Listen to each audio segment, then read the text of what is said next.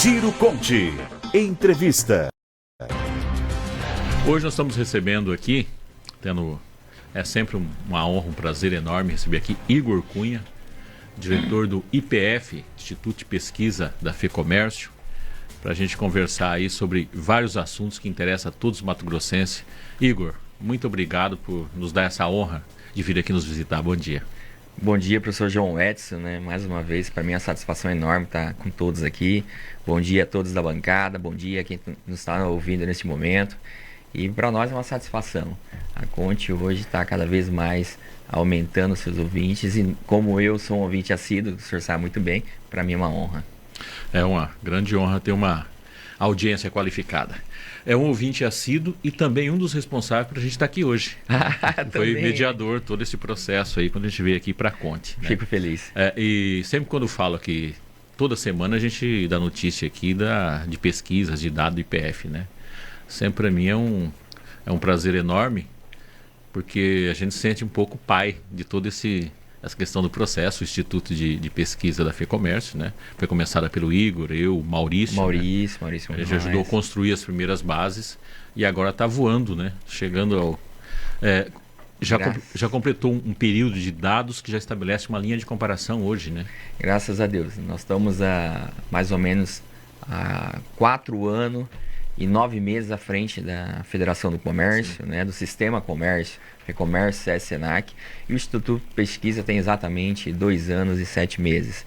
Você nos ajudou a idealizar esse sonho, que nós entramos dentro de um sistema que não tinha dados. Sim. A gente precisava ter dados para nortear as tomadas de decisões, principalmente do comércio local e mato-grossense, né? Então, nós hoje, com certeza, estamos pontuando cada vez mais vocês da empresa. E é muito interessante porque não dá para a gente pensar no mundo moderno, avançado de planejamento, sem você ter dados precisos. Eu falo que um dos grandes exemplos a gente tem dentro de casa, né? Que é o IMEA para o agronegócio. Com certeza. O agronegócio avança e tem tudo isso porque tem um instituto de pesquisa. E a FEComércio foi muito feliz, né, em proporcionar a possibilidade de criar isso e vai formando um acervo, que você faz uma linha de toda a relação de comparação de produtos, tá? E interessa tanto ao empresário quanto ao consumidor conseguir entender, né? Porque assim, e tem um dado interessante, quando a gente começa junto à pandemia, né? Foi ali mais ou menos junto àquele período, né? E olha que coisa interessante, na pandemia a gente não tinha base de dados para acompanhar o processo. Não tinha um retrovisor. Não tinha. Foi construído dentro desse período. E é muito interessante isso, porque a pandemia ela acelerou um processo no mundo de uma violência enorme. Eu leio todos os dias jornais, principalmente da Europa e aqui da América do Sul, mas mais da Europa. Todos os dias tem artigos, matéria, pesquisa mostrando o impacto da mudança que está ocorrendo na sociedade. Na sociedade europeia, e lá que é muito mais conservador, você imagine países como a gente.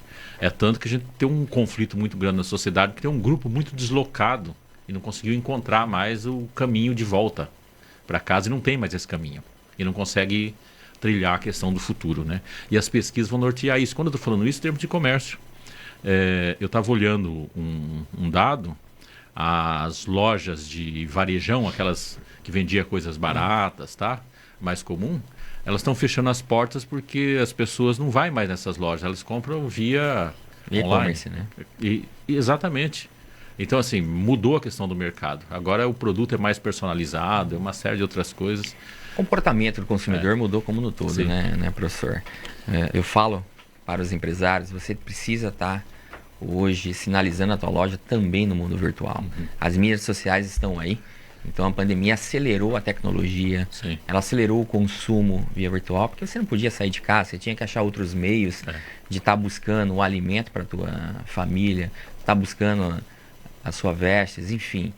Principalmente a parte, quando a gente faz a pesquisa da cesta básica, por que ela aumentou, por que ela vem diminuindo, como é que está esse controle? Esse controle é semanal, realizado pelo IPF, justamente para nortear a família mato-grossense e cuiabana. Vamos começar justamente pela questão da cesta básica, né? Sempre que eu falo aqui da cesta básica, eu falo que é uma contradição, que a gente fica numa luta, né? Porque é o seguinte, se a cesta básica abaixa demais as pessoas comprarem, você dá uma olhada lá e fala, pô, coitado do produtor Ele significa que ele está produzindo, o lucro dele caiu muito, né? Se melhora o lucro dele, termina aumentando aqui. Mas me parece que a gente está tendo um equilíbrio de cesta básica, né? É bom. A última semana deixou claro aí que teve uma queda de 3,43% em relação à mesma semana anterior, no mesmo mês, no mesmo período. Nós acompanhamos ela semanalmente, mas foram dois grandes produtos que fizeram com que a cesta básica desse uma queda, né? Foi o tomate, foi a batata. Nós temos aí um período muito chuvoso, então esse produto tem que estar sendo colocado no mercado um pouco mais rápido. Sim. E da maneira que você coloca ele dentro do mercado, você tem uma oferta maior e, consequentemente, você tem a supressão de demanda. Então, isso contribui muito para a família mato-grossense e cuiabana buscar comprar outros produtos, né? Então, essa queda daí acaba dando um reflexo mais ou menos de 10% no final. Então, ele acaba comprando aquele produto que não comprava para o teu filho, era um iogurte, era um outro produto, que você sai daqueles 13 itens que compõem a cesta básica. E eu sei que vocês têm lá, vocês têm essas pesquisas e também vocês olham a pesquisa nacional, né? Comparando o Brasil, os demais estados de Mato Grosso, né? Nós estamos começando a apontar as diferenças de estado, né? Com certeza. Nós hoje apontamos a cesta básica mesmo. Sim. Ela é a segunda maior do país, né? Mas isso é bom. Sim. Por quê? Porque eu tenho mais empregos aqui no estado do Mato Grosso. Isso. Eu tenho uma renda per capita diferente dos outros estados. Eu tenho um estado pujante. Então, comparado aos outros estados, o consumo aqui é muito maior e a renda, principalmente da população mato-grossense, também é maior. Tem uma discussão, Igor, que nós fizemos, não lembro exatamente a data, mas foi nós lá discutindo essa questão. Nós temos um problema que é a questão de logística. Boa parte dos produtos da cesta básica, mesmo os produtos perecíveis, ele vem de fora. A maioria. E a logística ela é ruim, né? Para a gente ter uma queda de nível de custo da cesta básica, a gente tem que resolver um problema que não está entre o produtor e o quem vende. Não. Né? Está justamente no meio do caminho, né? E esse meio do caminho, acreditamos que o governo do estado agora enxergou. Ele vem com esse pacotão de reestruturação no estado do Mato Grosso, principalmente na parte de infraestrutura, de construção civil, do qual eu venho, né? E o presidente da Federação do Comércio também vem. Quer um país que cresce, quer um estado que cresce, invista na construção civil. Invista em infraestrutura, invista em logística. E nós clamamos por uma verticalização do estado, trazer mais indústrias, atrair mais investimento, atrair mais pessoas. Nós estamos falando de pessoas. Nós estamos no estado, territorialmente, quase 1 milhão de quilômetros quadrados e com apenas 4 milhões de habitantes hoje, né? Estima-se, foi feito o censo agora, 4 milhões de habitantes. Então, peraí, vamos fazer o que foi feito lá na década de 90, vamos fazer um chamamento nessas pessoas vindo para cá, porque eu tenho emprego, tá? Eu não estou tendo mão de obra. Então, vamos atrair essa mão de obra, vamos atrair esse investimento. Aí eu acredito, sim, que a logística venha contribuir para tudo isso, porque quanto mais gente, eu preciso de ter um deslocamento maior, né? E aí entra a questão do equilíbrio, né? Sempre foi uma discussão, eu sempre estive quase no centro dessa discussão aqui em Mato Grosso sobre a questão dos programas sociais. Os programas sociais, muita gente entende como programa social quando o governo do estado pega e entrega alguma coisa a alguma pessoa. Não, os programas sociais é um conjunto de fatores que facilita. Veja bem, se eu melhorar a questão da logística e cair o valor da cesta básica, não cair porque o produtor está produzindo lá demais, não tem para quem vender, mas cair porque eu encurtei distância, passei a produzir aqui mais rápido, eu estou criando um grande programa social. Porque eu estou levando com menos dinheiro, mais alimento até as pessoas. E sem trazer prejuízo para quem está produzindo. Estou eliminando o atravessador. E o futuro vai ser esse, né? Então a gente não pode... Lógico que ninguém deve passar fome, ninguém deve passar sede, frio, alguma coisa, ou não ter onde morar. Feito isso, a gente precisa lidar com o aspecto de desenvolvimento do Estado. Nós temos aí situação complicada, né? cidades aí, como esse período está chovendo demais, isolada. Né? Isolada, não tem como chegar Exato. nela. Você imagina, então, assim, qual que é o custo da cesta básica nessas cidades? Com certeza, é bem maior do que a capital. Aqui em Mato Grosso, quase todo município que você vai, a pessoa come um pêssego. Tem lá no mercado. Nem todo mundo tem dinheiro para comprar, mas tem lá no mercado, nem que seja murchinho. Você fala, o pêssego é aquela salsichinha enlatada. Isso. Da onde vem aquilo? Da onde vem aquilo? Qualquer lugar que você vai, tem aquilo, não é isso? Sim. Tem um gosto horroroso. O meu questionamento ele vai justamente nessa direção, né? Esse perfil do consumidor aí, a gente fala muito da agricultura familiar. Estima-se hoje que aqui em Mato Grosso entre 120 a 150 mil famílias de produtores. 150 mil famílias, exatamente. Exato, de pequenos produtores. Onde é que esse pequeno produtor ele está exatamente localizado dentro do perfil de consumo dessas famílias aqui da Baixada Cuiabana, da região do Vale do Rio Cuiabá, de Mato Grosso? O que é que eles consomem no dia a dia que a gente pode dizer, afirmar com certeza, não, isso aqui vem da agricultura familiar, eles são responsáveis pela produção disso aqui, pelo abastecimento das famílias disso aqui? Perfeito. Bom, primeiro nós passamos a analisar agora que essa agricultura familiar ela tem que estar sendo mais qualificada, uma vez que ela tem que se reinventar cada dia que passa. Todos esses produtos da cesta básica, na sua grande maioria, como vem de fora, ele fica aqui ainda com a piscicultura, ele fica com a sua pesca ainda. A pesca é muito forte na Baixada Ribeirinho, mas a maioria deles estão indo para a verdura. Então, sai um pouco da cesta básica. Então, se você chegar na casa de um pequeno agricultor dele, com certeza você vai ter uma boa salada, porque ele já planta em casa. Porque o próprio Senar, ele já incentiva isso através da qualificação, a FAMATO. E isso para nós, via SESC, nós estamos agora desenvolvendo um trabalho juntamente com a FAMATO, para a gente qualificar esses ribeirinhos, qualificar essa agricultura familiar, que são rendas ali mais ou menos de R$ 2.800 que ele vive. É a sua aposentadoria e o restante é da sua agricultura, para fazer sua revenda, mas é em torno, principalmente, das pessoas que moram próximos a eles, o comércio local. A pandemia, ela mudou o comportamento, que antigamente você tinha uma distância de ir até um bom supermercado. Hoje não, você olha para aquela vendinha que está do teu lado. Então aquela vendinha está sendo abastecida hoje por essas agriculturas familiares. Mas nós precisamos o quê? Acelerar essa qualificação, dar mais condições deles aumentarem o mix de produtos e, claro, a logística voltando lá atrás. Na hora que ela for resolvida dentro do estado do Mato Grosso, nós iremos conseguir sim colocar o tomate, colocar a batata dentro dessa agricultura familiar também. Porque assim, como através de pesquisa a gente avançou no agro, sim, a gente, utilizando pesquisa, avança também na agricultura familiar. E nós dizemos, né, professor, aonde o agro vai bem, o comércio vai muito melhor. Sim. Por que ele vai melhor? Eu estava ouvindo uma conversa ontem no supermercado, duas famílias dizendo que eles vão voltar a criar galinha no quintal, no preço do ovo, né? Sim. Galinha, o próprio porco. O porco é uma carne hoje, né? Aquele porquinho caipira que o senhor tem lá na sua chácara lá. Pois é, falando em agro, pode registrar aí, me cobrar daqui 8 anos, 10 anos. Mato Grosso será o maior produtor de trigo do país e da América do Sul. Tá? Já estão desenvolvendo pesquisas. Bom, né? Chega da gente trazer de fora. Está chegando a essa condição. Sim. Se a gente consegue fazer o cerrado, produzir trigo, vai baixar o preço do meu pão. O que a gente não consegue? O que a gente não consegue produzir? Tá? E o que é isso? É pesquisa.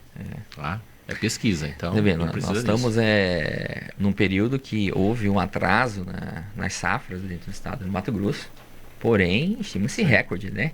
Então isso contribui para mão de obra, para produtos, para serviços, né? Então o comércio já cria uma expectativa nessa safra que vai ser colhida agora em março.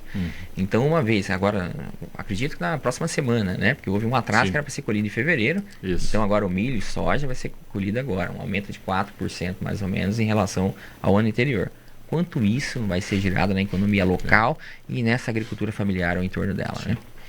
Vamos falar de uma outra questão que ela passa pelas necessidades, mas passa também pelo processo cultural, né?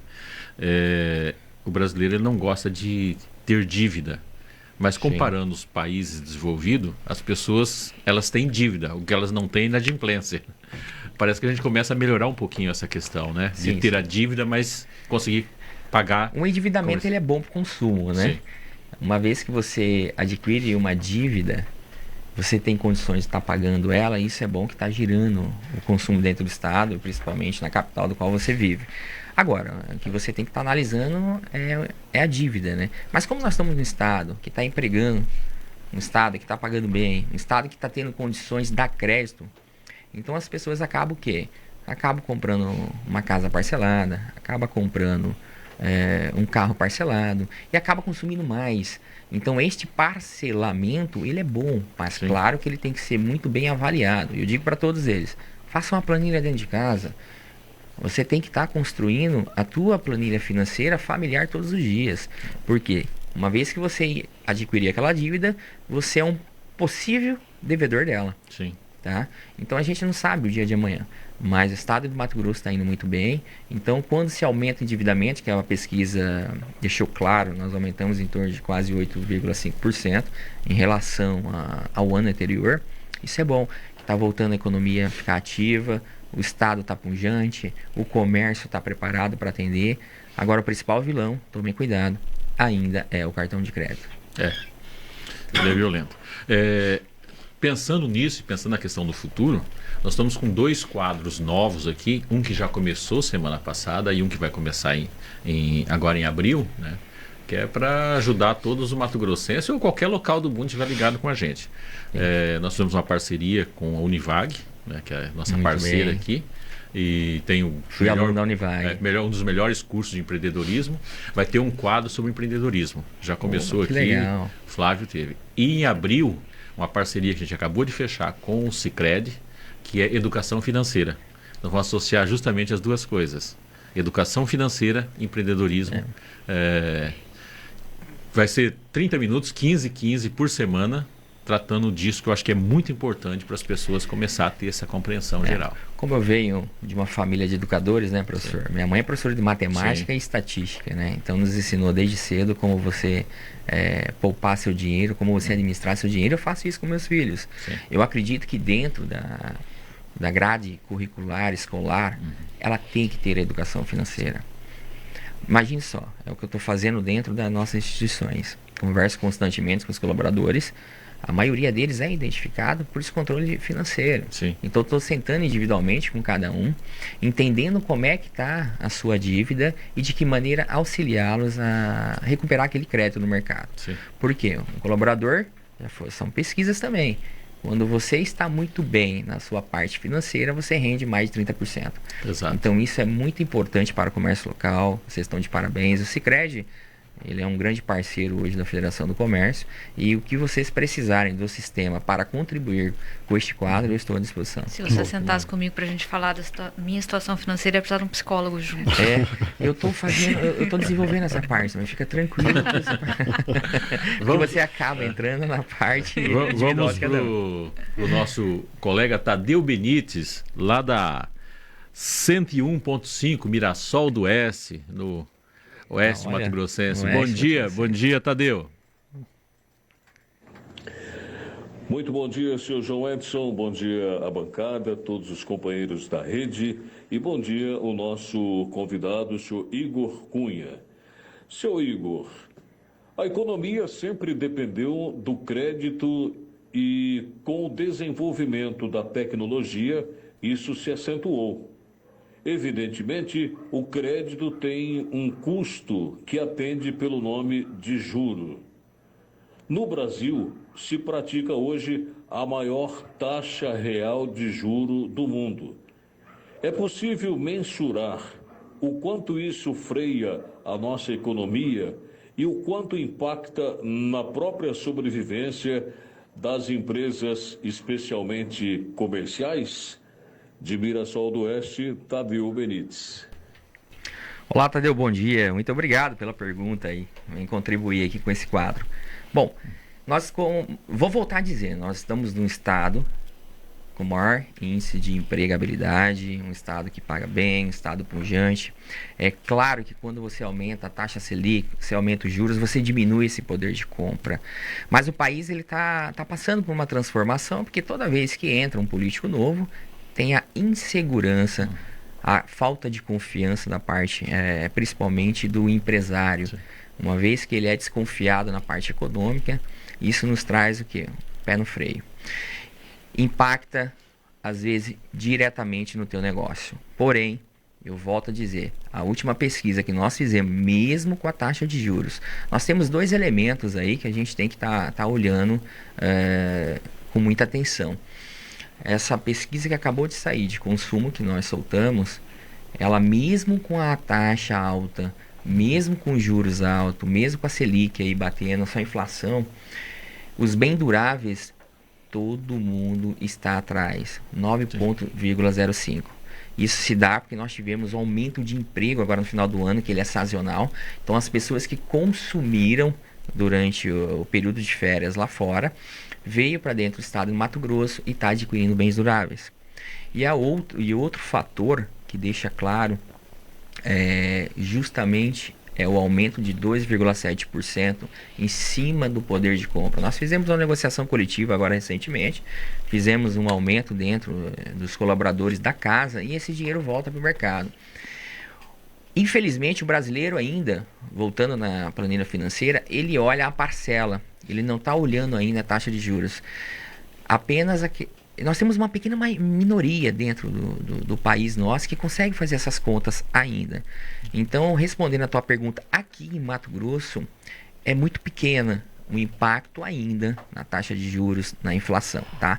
A nível de Brasil, nós temos uma pequena parcela da sociedade que faz essa conta. Ela é muito importante fazer, mas é um sinal de alerta. Os economistas estão dizendo que a tendência é diminuir nos próximos 45 dias, tá? Nós estamos analisando esses dados, por quê? Porque realmente, volto a repetir, o pessoal não olha a taxa de juros, ele olha apenas a parcela. E aí nos preocupa porque esse endividamento que foi feito, ele pode virar uma dívida futura.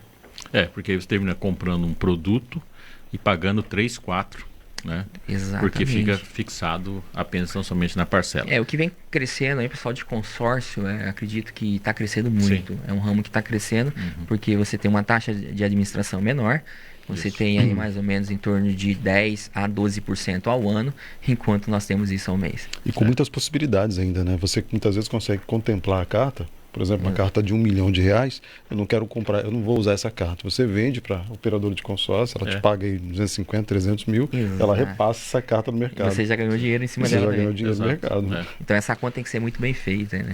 E outra coisa, a gente precisa avançar também no associativismo e no cooperativismo, né? Que a gente não avança nessa área. Que para aquisição, quando a gente fala isso, você pega um cidadão americano, ele é associado a 4, 5, 6 cooperativas, né? É cultura, né? Isso tem estudos que lá na escola ele já aprende o cooperativismo. Aqui nós não temos essa cultura. Esses valores precisam ser implantados. Exato. Igor, entra dentro daquela perspectiva que a gente estava conversando sobre o estado de Mato Grosso, né? Perfeito. Questão de população versus produção. E se a gente parar para analisar, eu acho que muito bem colocado pelo professor Vivaldo, um excelente economista, então ele vem trazer aqui para nós desde o começo, meio e fim dessa cadeia, né? Sim. E recentemente o governo federal acabou de aprovar, não sei se vocês tomaram conhecimento, eles vão comprar 85 mil toneladas, tá, de milho, e isso chama-se balcão a seco. Eles vão distribuir e vai auxiliar principalmente aqueles pequenos produtores que dependem da ração. Eles vão ser auxiliados com este milho. E da onde vai sair? A grande maioria daqui do estado de Mato Grosso. E vale ressaltar que Mato Grosso e Amazonas hoje são os únicos estados que ainda, na continha que a gente faz, voltando lá na parte financeira, que compensa você andar pelo etanol. Justamente porque nós estamos aqui dentro de um estado com o maior produtor de milho, né? Então isso para o comércio é pujante, parte automobilística, pessoal que tem revenda de automóveis aí, nunca houve um aquecimento atrás de carro flex.